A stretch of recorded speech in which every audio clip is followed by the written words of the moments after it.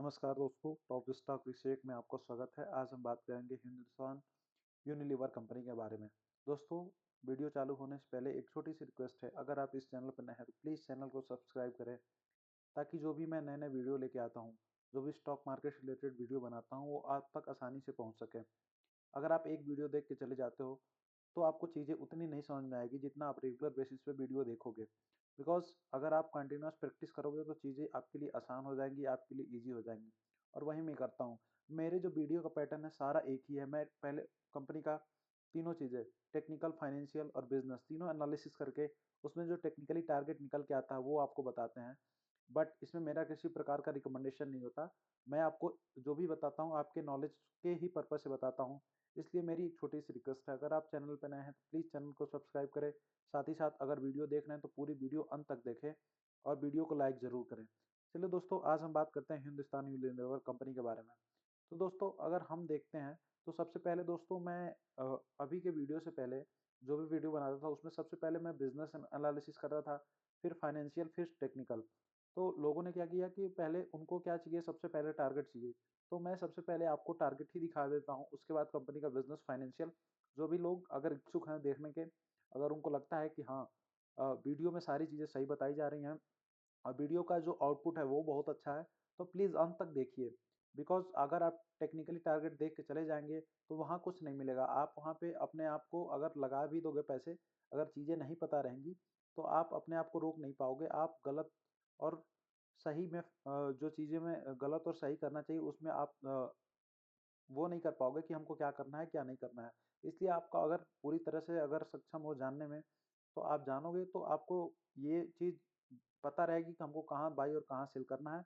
But मेरा किसी प्रकार का इसमें कोई रिकमेंडेशन नहीं है। चलिए दोस्तों, वीडियो बहुत लंबी हो जाती है तो मैं स्टार्ट करता हूँ जल्दी।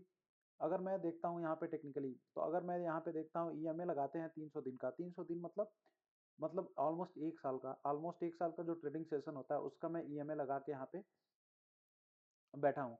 तो अगर यहाँ पे देखते हैं तो जब भी हिंदुस्तान यूनिलीवर कंपनी की बात की जाए, तो जो भी हिंदुस्तान यूनिलीवर कंपनी के बारे में जानते होंगे, उनको पता होगा कितनी अच्छी कंपनी है। जब भी ये कंपनी अपने 300 दिन मूविंग एवरेज से नीचे आती है, तो कंपनी बाउंस बैक करती है और कंपनी में जो मिनिमम रिटर्न होता है वो 20% के एवरेज जो मिनिमम रिटर्न होता है वो 20% के आसपास ही होता है। और देखिए दोस्तों, सेम यहाँ पे ये चीज़ हो रही है। अगर यहाँ पे देखते हो तो कंपनी अपने कंपनी का ये जो 300 दिन का मूविंग एवरेज वाली लाइन है, उसके नीचे कंपनी यहाँ पे ट्रेड करी है। और कंपनी का अगर यहाँ पे ये दिखाऊं मैं आपको, तो कंपनी में जो टेक्निकली यहाँ पे अगर देखते हो, तो यहाँ पे एक मेजर सपोर्ट, यहाँ ये जो मेजर सपोर्ट वाला एरिया है, यहाँ से कंपनी ने एक तगड़ा बाउंस बैक किया है और बहुत अच्छा यहाँ पे कैंडल का फॉर्मेशन भी किया है। अगर आप यहाँ पे देखते हो तो यहाँ पे कंपनी ने एक बहुत अच्छा कैंडल का फॉर्मेशन किया है और कंपनी जो अपने 300 दिन के मूविंग एवरेज से है वो भी नीचे है। तो अगर दोस्तों यहाँ से आप टेक्निकली टारगेट निकालते हो, जो इसका लाइफ टाइम हाई है, तो ऑलमोस्ट 27-28% के आसपास का टारगेट निकल के नजर आता हुआ दिखाई दे रहा है। लेकिन चलिए दोस्तों, अगर हम यहाँ बात कर लेते हैं, तो अगर बात कर लेते हैं तो क्या ये जो ये वाली स्ट्रेटेजी है ये हमेशा इस स्टॉक में ये सूट करती है कि नहीं, ये चीज़ें हम देख लेते हैं। तो अगर यहाँ पे देखते हो, तो यहाँ पे देखिए, अगर यहाँ पे कंपनी की बात कर लिया जाए, 300 दिन मूविंग एवरेज के आसपास आया, कंपनी ने चलना शुरू किया ऊपर। कब कहाँ तक गई? ऑलमोस्ट 23-24% के आसपास कंपनी ने प्रॉफिट दिया। जो इसका पिछला वाला ब्रेक था उसको तोड़ा। तो मैं ये मानता हूँ कि जो भी पिछला वाला ब्रेक है, वहाँ तक पिछला वाला जो लाइफ टाइम है, वहाँ तक तो कंपनी मिनिमम जाती है, उसके ऊपर भी जा सकती है। बट जो मैं अपना टेक्निकली टारगेट निकल के आएगा, जो पिछला वाला लाइफ टाइम हाई रहेगा, उसके आसपास जैसे ही कंपनी जाती है, वहाँ पे आप सेल करके चले जाइए। बिकॉज ऊपर का लेवल हमको पता नहीं है। जो टेक्निकली टारगेट निकल के आता है वहाँ तक जाइए। वहाँ तक वहाँ तक आपका जो भी, अगर आप बाई किए हो तो उसको आप सेल करके निकल सकते हो। अगर यहाँ पे देखिए, अगर यहाँ पे भी फिर जाते हैं, तो यहाँ पे दोस्तों यहाँ पे भी सेम चीज़। कंपनी 300 मूविंग एवरेज के नीचे आई, कंपनी ने कितने परसेंट का, ऑलमोस्ट 13% का रिटर्न दिया। फिर यहाँ पे देखिए दोस्तों, कंपनी यहाँ पे आई आपका 300 दिन मूविंग एवरेज के नीचे, यहाँ पे 19% का रिटर्न दिया। कंपनी यहाँ पे आई 17% का रिटर्न दिया। कंपनी यहाँ पे आई दोस्तों 20% का रिटर्न। कंपनी यहाँ पे आई 37% का रिटर्न। जब जो कंपनी अपने 300 दिन के मूविंग एवरेज, आप पूरे लाइफ टाइम का चार्ट उठा के देख सकते हो, जब जब कंपनी ने 300 दिन के मूविंग एवरेज के आसपास आई है, वहां से कंपनी शार्प बाउंस बैक किया है।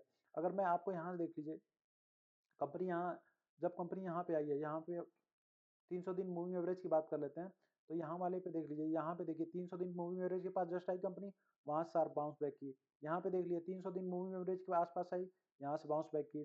कंपनी यहाँ से देखिए 300 दिन मूविंग एवरेज के आसपास आई, यहाँ से बाउंस बैक की। कंपनी यहाँ 300 दिन के मूविंग एवरेज के आसपास आई। ये आपका छोटा छोटा दिख रहा है, बट अगर आप इसको बड़ा करोगे तो आपको काफी बड़ा दिखाई देगा। तो अगर यहाँ पे दोस्तों अगर इस तरह से देखते हैं तो कंपनी जब भी 300 दिन मूविंग एवरेज के आसपास आती है तो कंपनी यहाँ से बाउंस बैक करती है। तो इस तरह से अगर आप देखते हो तो अभी जो कंपनी लेटेस्ट प्राइस पे ट्रेड करी, यहाँ से अपसाइड मूवमेंट की बात कर लिया जाए तो ऑलमोस्ट 27-28% के आसपास अपसाइड मूवमेंट जाता हुआ दिखाई दे रहा है। चलिए दोस्तों, हमने तो टेक्निकली बात कर ली टारगेट की, बट हम चलते हैं थोड़ा इसको डिटेल वे में कंपनी का बिजनेस और कंपनी का फाइनेंशियल समझते हैं।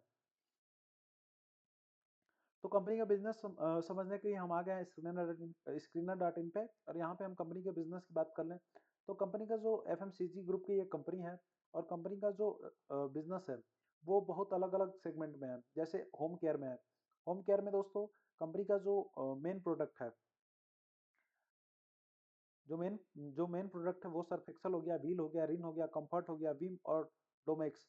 इन सारी चीजों का आपके डेली रूटीन में कहीं ना कहीं यूज है। तो आप सोच सकते हो कंपनी का जो हिंदुस्तान यूनिलीवर में जितने भी प्रोडक्ट बनाती है उसका एक्सेप्टेंस कितना है वाइडली मार्केट में। अगर ब्यूटी एंड पर्सनल केयर की बात कर लिया जाए तो ऑलमोस्ट इनका सनसिल्क जो हो गया, वैसलीन हो गया, ग्लो एंड लवली हो गया, लेकमी हो गया, लाइफ बॉय हो गया, पॉन्ड्स हो गया, डव हो गया, क्लोजअप हो गया एंड मोर, जो भी है ये सारी यही कंपनियां बनाती है। अगर फूड एंड रिफ्रेशमेंट की बात कर लिया जाए तो ब्रुक ब्राउन हो गया, लिप्टन हो गया, हॉर्लिक्स हो गया, बूस्ट हो गया, ब्रू, किसान, अगर मैग्नम, वॉल्स एंड मैग्नम, ये सारी कंपनियां यही बनाती है। तो इस तरह से अगर आप देखते हो दोस्तों, अगर इन सारे प्रोडक्ट की अगर बात करते हो, जो भी नॉर्मल लोग हैं वो इन सारे प्रोडक्ट के बारे में जानते हैं, बट ये नहीं पता उनको कि ये हिंदुस्तान यूनिलीवर के सारे प्रोडक्ट्स हैं। तो अगर आप दोस्तों अगर आप डेली बेसिस पे इसका प्रोडक्ट यूज करते हो, मैक्सिमम लोग यूज करते हैं। किसी से पूछो तो हॉर्लिक्स कौन नहीं यूज करता, कौन वैसलीन, कौन जितने लेक्मी के जो ब्यूटी प्रोडक्ट्स हैं वो कौन नहीं यूज करता। तो इस तरह से अगर आप देखते हो बहुत सारे प्रोडक्ट्स हैं इनके जो ऑलमोस्ट सब लोग यूज करते हैं। तो अगर जितने ज्यादा इसका वाइडली एक्सेप्टेंस मार्केट में रहेगा उतना कंपनी का बिजनेस अच्छा ही रहेगा, और कंपनी का जो ग्रोथ है वो अपकमिंग फ्यूचर बहुत अच्छा धीरे धीरे होता ही रहेगा। कंपनी के मार्केट कैपिटलाइजेशन की दोस्तों बात कर लिया जाए तो 5,61,576 करोड़ के आसपास कंपनी का जो मार्केट कैपिटलाइजेशन है।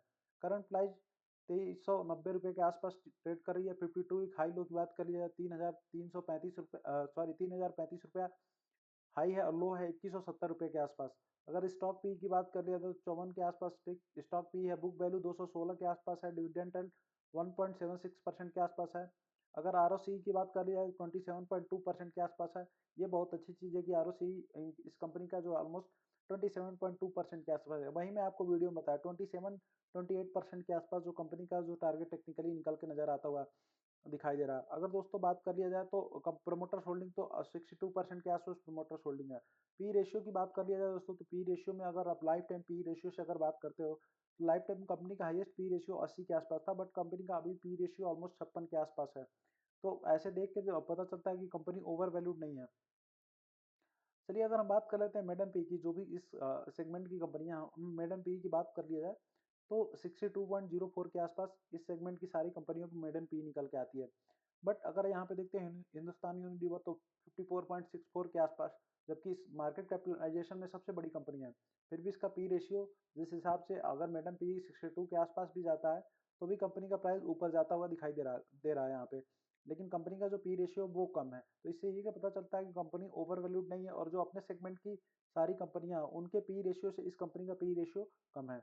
अगर क्वार्टरली रिजल्ट की बात कर लिया, सेल्स अगर देखते हैं तो 13,046 के आसपास इसका सेल्स 2 सितंबर 2021 में था। सितंबर 2024 की बात कर रही है तो 15,926 हाईएस्ट एवर सेल्स यहाँ पे निकल के नजर आता हुआ दिखाई दे रहा है। अगर आप दोस्तों प्रॉफिट बिफोर टैक्स की बात कर लिया तो highest ever profit before tax यहाँ पे निकल के नजर आता हुआ है। 27% के आसपास कंपनी ने टैक्स पे किया है। इससे इसका नेट जो प्रॉफिट है वो लास्ट क्वार्टर के कंपेरिजन से कम हुआ है। अगर नीचे की बात करिए P&L स्टेटमेंट की तो सेल्स की बात करिए मार्च 2013 में 27,000 करोड़ के आसपास सेल्स था। टीटीएम की बात कर लिया जाए तो हाईएस्ट एवर कंपनी का टीटीएम है। अगर नेट प्रॉफिट की बात कर लिया जाए तो 10,276 करोड़ कंपनी ने यहाँ पे अगर नेट प्रॉफिट के अलावा अगर अगर हम बात करते हैं प्रॉफिट बिफोर टैक्स पे अगर दोस्तों तो यहाँ पे 13,935 करोड़ के आसपास हाईएस्ट एवर नेट प्रॉफिट है। बट यहाँ पे कंपनी ने थोड़ा सा ज़्यादा टैक्स भी किया है। दैट्स वाई कंपनी का जो टीटीएम का नेट प्रॉफिट है वो कम निकल के आता हुआ यहाँ पे कम आता हुआ नजर आ रहा है हमको। अगर बैलेंस शीट की बात कर ली जाए, कंपनी की बोरोइंग ऑलमोस्ट जीरो है। अगर 1651 करोड़ की बोरोइंग है इतनी बड़ी कंपनी के पास, तो आप उसको नेग्लेक्ट ही कर सकते हो, बिकॉज इनके पास फिक्स एसेट ही देख लीजिए। सॉरी, 54,027 करोड़ के आसपास इनके पास फिक्स एसेट है। तो ये कुछ भी नहीं है। अगर फिक्स एसेट में थोड़ा सा ही माल बेचते रहते हैं दोस्तों, अगर आप ये अपना ऑलमोस्ट थोड़ा सा भी अगर ये माल बेचते हैं, तो ये आप जो इनका बोरोइंग है वो तुरंत खत्म कर सकते हैं। बट इतनी बड़ी कंपनी पे अगर इतना छोटा सा बोरोइंग है, तो ये बोरोइंग नहीं माना जाता है। चलिए दोस्तों, आगे हम बात कर लेते हैं CWIP की। तो ऑलमोस्ट 1022 करोड़ का CWIP है इनका, जो कॉमन वर्क इन प्रोग्रेस है। अगर हम बात कर लेते हैं कैश फ्लो की, कैश फ्लो कंपनी का पॉजिटिव है। 15,669 के आसपास कंपनी का कैश फ्लो है। शेयर होल्डिंग पैटर्न में दोस्तों बात कर लेते हैं प्रोमोटर्स की होल्डिंग। प्रोमोटर्स की होल्डिंग 61.90 के आसपास है। FIIs और DIIs की बात कर लिया, FIIs ने सितंबर क्वार्टर में अपना स्टेक बढ़ाया है, DIIs ने भी बढ़ाया है। तो इस तरह से दोस्तों, मेरे कहने का मतलब ये है कि जब भी कंपनी में 1% से ज़्यादा किसी भी आदमी की हिस्सेदारी होती है, तो उसको मैं प्रोमोटर्स होल्डिंग में उसको प्रोमोटर्स ही काउंट करता हूँ। बिकॉज इतनी बड़ी कंपनी में अगर आपका ऑलमोस्ट मान लीजिए, इतनी बड़ी कंपनी है, कितनी बड़ी कंपनी है, ऑलमोस्ट 5 लाख 5,61,576 करोड़ के आसपास कंपनी है। अगर इसका 1% भी बात कर लिया जाए, तो 561 करोड़ के आसपास कंपनी का निकल के नजर आता हुआ। अगर 561 करोड़ आदमी किसी भी स्टॉक में इन्वेस्ट कर रहा है, तो वो कॉमन मैन हो ही नहीं सकता, उसको जरूर प्रमोटर्स की कैटेगरी में रखा जाता है। बिकॉज इतना बड़ा amount, normal amount retail public के पास हो भी नहीं सकता। तो मेरे हिसाब से जो भी 1% से ज़्यादा की जिसकी भी हिस्सेदारी है, वो प्रोमोटर्स होल्डिंग्स में ही आता है। तो अगर इस तरह से आप काउंट करते हो, तो ऑलमोस्ट 88% के आसपास प्रोमोटर्स होल्डिंग निकल के नजर आती हुई दिखाई दे रही है। तो इस हिसाब से दोस्तों, मैंने कंपनी का फाइनेंशियल, कंपनी का बिजनेस, कंपनी का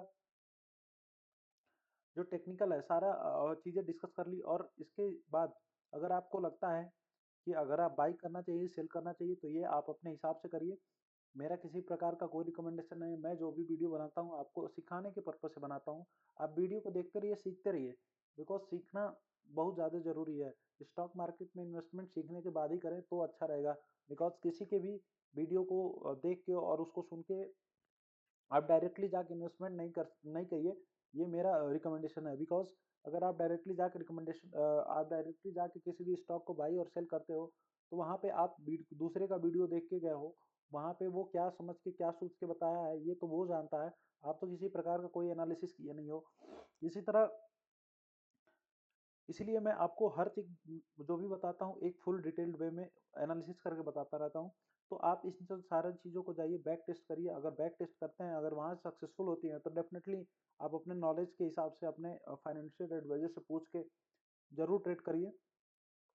चलिए दोस्तों, आज के लिए इतना ही। अगर वीडियो लास्ट तक देखे तो धन्यवाद। साथ ही साथ चैनल को सब्सक्राइब नहीं किए तो सब्सक्राइब कर दें, लाइक कर दें। मिलते हैं नेक्स्ट वीडियो में। जय हिंद, जय भारत, धन्यवाद।